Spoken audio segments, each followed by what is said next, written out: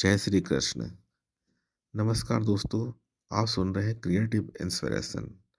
आज मैं आपके सामने भगवत गीता का छठा अध्याय प्रस्तुत करने जा रहा हूँ।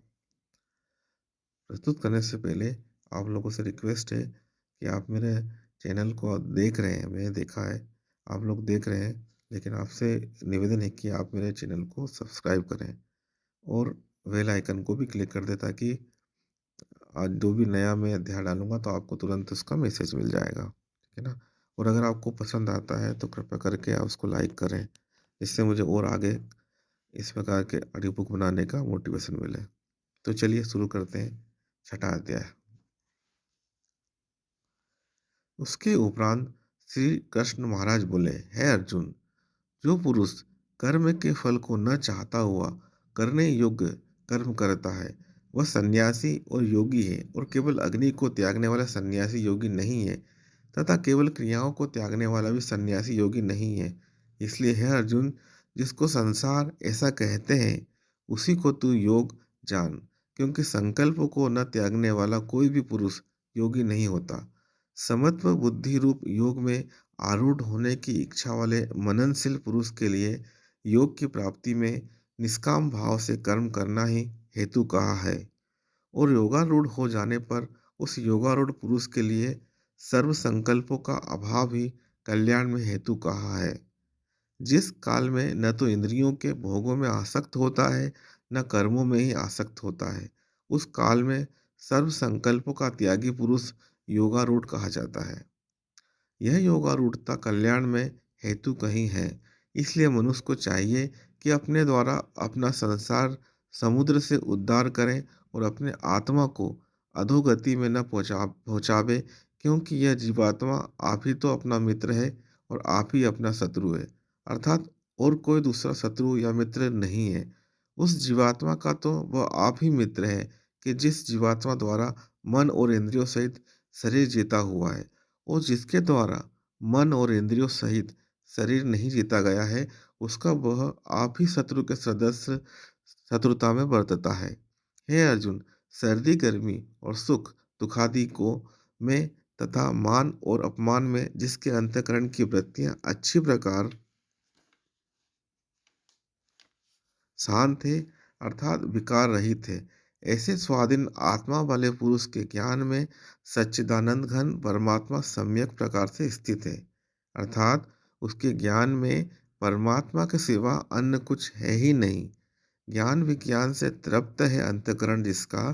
तथा विकास रहित है स्थिति जिसकी, और अच्छी प्रकार जीती हुई है इंद्रियां जिसकी, तथा समान है मिट्टी पत्थर और सुवर्ण जिसके, वह योगी युक्त अर्थात भगवत की प्राप्ति वाला है, ऐसे कहा जाता है। जो पुरुष सुहृद मित्र बैरी उदासीन मध्यस्थ द्वेषी और बंधु गणों में तथा धर्मात्माओं में और पापियों में भी समान भाव वाला है, वह अति श्रेष्ठ है। इसलिए उचित है कि जिसका मन और इंद्रियों सहित शरीर जीता हुआ है, ऐसा वासना रहित और संग्रह रहित योगी अकेला ही एकांत स्थान में स्थित हुआ निरंतर आत्मा को परमेश्वर के ध्यान में लगावे। शुद्ध भूमि में कुशा मृगछाला और वस्त्र है, उपरोपरि जिसके ऐसे अपने आसन को न अति ऊंचा और न अति नीचा स्थिर स्थापन करके, और इस आसन पर बैठकर तथा मन को एकाग्र करके चित्त और इंद्रियों की क्रियाओं को वश में किया हुआ अंतःकरण की शुद्धि के लिए योग का अभ्यास करें। उसकी विधि इस प्रकार है कि काया सिर और ग्रीवा को समान और अचल धारण किए हुए दृढ़ होकर अपनी नासिका के अग्रभाग को देखकर अन्य दिशाओं को न देखता हुआ, और ब्रह्मचर्य के व्रत में स्थित रहता हुआ भय रहित तथा अच्छी प्रकार शांत अंतःकरण वाला और सावधान होकर मन को वश में करके मेरे में लगे हुए चित्त वाला और मेरे परायण हुआ स्थित होवे। इस प्रकार आत्मा को निरंतर परमेश्वर के स्वरूप में लगाता हुआ स्वाधीन मन वाला योगी मेरे में स्थित रूप परमानंद पराकाष्ठा वाली शांति को प्राप्त होता है। परंतु हे अर्जुन, यह योग न तो बहुत खाने वाले का सिद्ध होता है और न बिल्कुल न खाने वाले का, तथा न अति शयन करने के लिए स्वभाव वाले का और न अत्यंत जागने वाले का ही सिद्ध होता है। यह दुखों का नाश करने वाला योग तो यथो यथा योग आहार और विहार करने वाले का, तथा कर्मों में यथा योग्य चेष्टा करने वाले का और यथा योग शयन करने तथा जागने वाले का ही सिद्ध होता है। इस प्रकार योग के अभ्यास से अत्यंत वश में किया हुआ चित्त जिस काल में परमात्मा में ही भली प्रकार स्थित हो जाता है, उस काल में संपूर्ण कामनाओं से इस प्रकार रहित हुआ पुरुष योग युक्त ऐसा कहा जाता है। जिस प्रकार वायु रहित स्थान में स्थित दीपक चलायमान नहीं होता है, वैसे ही उपमा परमात्मा के ध्यान में लगे हुए योगी के जीते हुए चित्त की कही गई है। हे अर्जुन, जिस अवस्था में योग के अभ्यास से निरुद्ध हुआ चित्त उपराम हो जाता है और जिस अवस्था में परमेश्वर के ध्यान से शुद्ध हुई सूक्ष्म बुद्धि द्वारा परमात्मा को साक्षात करता हुआ सच्चिदानंद घन परमात्मा में ही संतुष्ट होता है, तथा इंद्रियों से अतीत केवल शुद्ध हुई सूक्ष्म बुद्धि द्वारा ग्रहण करने योग्य जो अत्यंत आनंद है, उसको जिस अवस्था में अनुभव करता है और जिस अवस्था में स्थित हुआ यह योगी भगवत स्वरूप से नहीं चलायमान होता है और परमेश्वर की प्राप्ति रूप जिस लाभ को प्राप्त होकर उससे अधिक दूसरा कुछ भी लाभ नहीं मानता है, और भगवत प्राप्ति रूप जिस अवस्था में स्थित हुआ योगी बड़े भारी दुख से भी चलायमान नहीं होता है। जो दुख रूप संसार के संयोग से रहित है तथा जिसका नाम योग है, उसको जानना चाहिए। वह योग न उकताए हुए चित्त से अर्थात तत्पर हुए चित्त से निश्चय पूर्वक करना कर्तव्य है। इसलिए मनुष्य को चाहिए कि संकल्प से उत्पन्न होने वाली संपूर्ण कामनाओं को निषेधता से निशेषता से अर्थात वासना और आसक्ति सहित त्याग कर और मन के द्वारा इंद्रियों के समुदायों को सब ओर से ही अच्छी प्रकार वश में करके क्रम क्रम से अभ्यास करता हुआ उपरामता को प्राप्त होवे, तथा धैर्य युक्त बुद्धि द्वारा मन को परमात्मा में स्थित करके परमात्मा के सिवा और कुछ भी चिंतन न करे। परंतु जिसका मन वश में नहीं हुआ हो, उसको चाहिए कि यह स्थिर न रहने वाला और चंचल मन जिस जिस कारण से सांसारिक पदार्थों में विचरता है, उससे रोककर बारंबार परमात्मा में ही निरोध करे।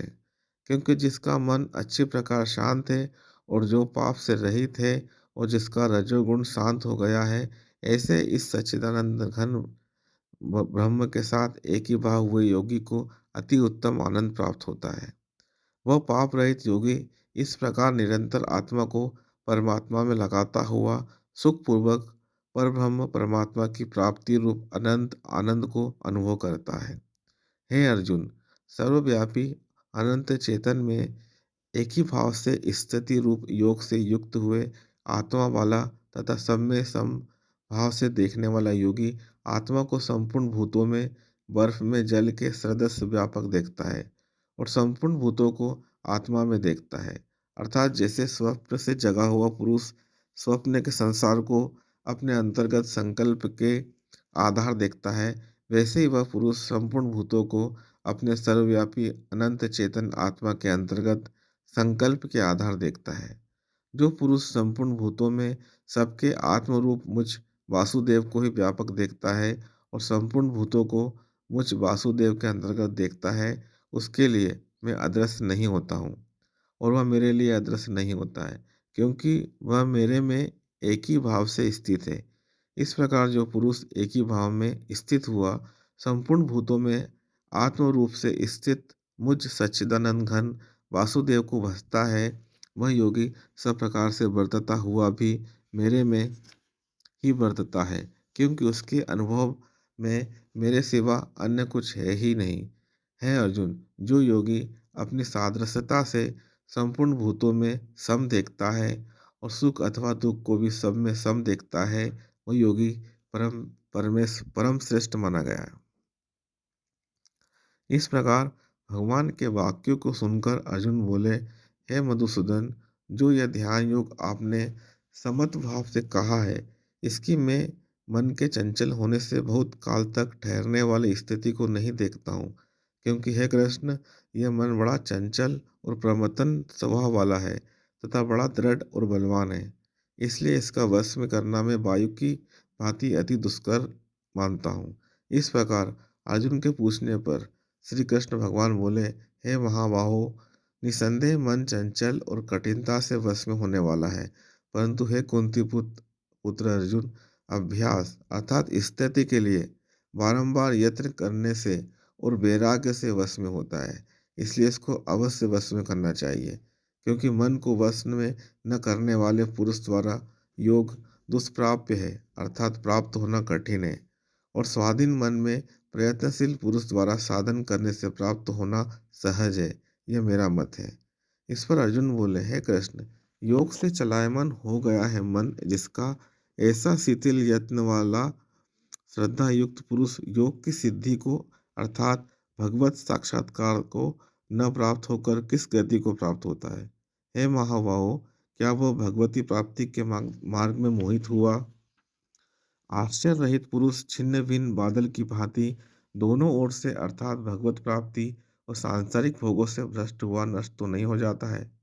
हे कृष्ण, मेरे इस संशय को संपूर्णता से छेदन करने के लिए आप ही योग्य हैं, क्योंकि आपके सिवा दूसरा इस संशय का छेदन करने वाला मिलना संभव नहीं है। इस प्रकार अर्जुन के पूछने पर श्री कृष्ण भगवान बोले, हे पार्थ, उस पुरुष का न तो इस लोक में न परलोक में ही नाश होता है, क्योंकि हे प्यारे, कोई भी शुभ कर्म करने वाला अर्थात भगवत अर्थ कर्म करने वाला दुर्गति को नहीं प्राप्त होता, किंतु वह योग भ्रष्ट पुरुष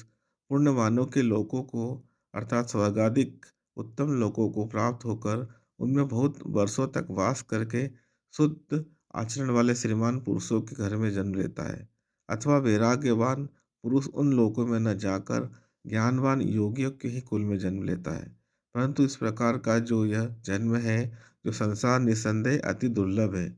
वह पुरुष वहाँ उस पहले शरीर में साधन किए हुए बुद्धि के संयोग को अर्थात समत्व बुद्धि योग के संस्कारों को अनायास ही प्राप्त हो जाता है। और हे कुरुनंदन, उसके प्रभाव से फिर अच्छी प्रकार भगवत प्राप्ति के निर्मित यत्न करता है। वह विषयों के बस में हुआ भी उस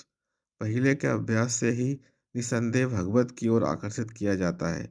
तथा समत्व बुद्धि रूप योग का जिज्ञासु भी वेद में कहे हुए सकाम कर्मों के फल को उल्लंघन कर जाता है। जबकि इस प्रकार मंद प्रयत्न करने वाले योगी भी परम गति को प्राप्त हो जाता है। तब क्या कहना कि अनेक जन्मों से अंतकरण की शुद्धि सिद्धि को प्राप्त हुआ और अति प्रयत्न से अभ्यास करने वाला योगी संपूर्ण पापों से अच्छी प्रकार शुद्ध होकर उस साधन के प्रभाव से परम गति को प्राप्त होता है, अर्थात परमात्मा को प्राप्त होता है, क्योंकि योगी तपस्वियों से श्रेष्ठ है और शास्त्र के ज्ञान वालों से भी श्रेष्ठ माना गया है, तथा सकाम कर्म करने वालों से भी योगी श्रेष्ठ है। इससे है अर्जुन, तू योगी हो। हे प्यारे, संपूर्ण योगियों में भी जो श्रद्धावान योगी मेरे में लगे हुए अंतरात्मा से मेरे को निरंतर भजता है, वह योगी मुझे परम श्रेष्ठ मान्य है। छठा अध्याय यहाँ पर समाप्त हो रहा है। आप लोगों ने सुना, उसका धन्यवाद। सातवें अध्याय को लेकर मैं नेक्स्ट वीडियो में आऊँगा। आपका दिन शुभ रहे।